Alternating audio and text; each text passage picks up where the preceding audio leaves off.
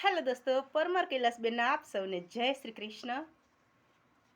આપણે ગઈકાલે એક કવિતાનો વિડીયો મૂક્યો છે જે અમે નાનપણમાં સ્કૂલમાં ભણતા ત્યારે મારા મમ્મીને અત્યારે જ ફોન કરવાનું થયું. સ્કૂલમાં ભણતા ને ત્યારે એની કવિતા હતી, મગજમાં તો હતી જ તે. હજી એક બીજી પણ એવી મસ્ત જ કવિતા છે, એ આપણે ફરી ક્યારેક રજૂ કરશું. તો એ કવિતાની અંદર મને નટવરભાઈએ સરસ જ કોમેન્ટ કરી છે કે બેન, આપણે એ કવિતાની અંદર લીટી આવે છે કે અમે સૂરજ દાદાને નોતર્યા, અમે ચાંદા મામાને નોતર્યા. એટલે નટવરભાઈ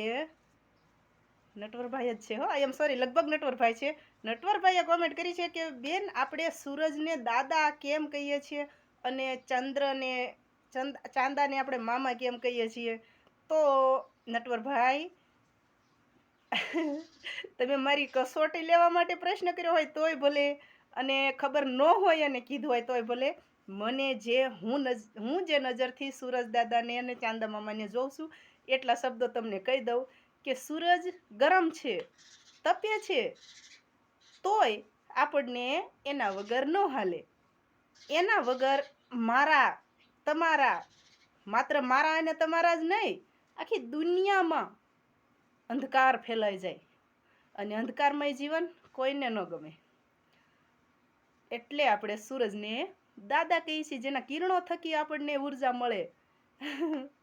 અને ચંદ્રને આપણે મામા હુલ્યા કહીએ છીએ કે એ શીતળ છે, એ આકાશમાં ઉગે ને એટલે આમ પૃથ્વી ઉપર મસ્ત શીતળતા છવાઈ જાય. રાત્રે અમે તો જાણે વાડીએ રહી છીએ, કદાચ તમે સિટીમાં રહેતા હોવ અને તમને ખબર ન હોય, પણ અમે વાડીએ રહી છીએ અને બહાર જ હોવી છે, ઘરમાં અમે નથી હોતા.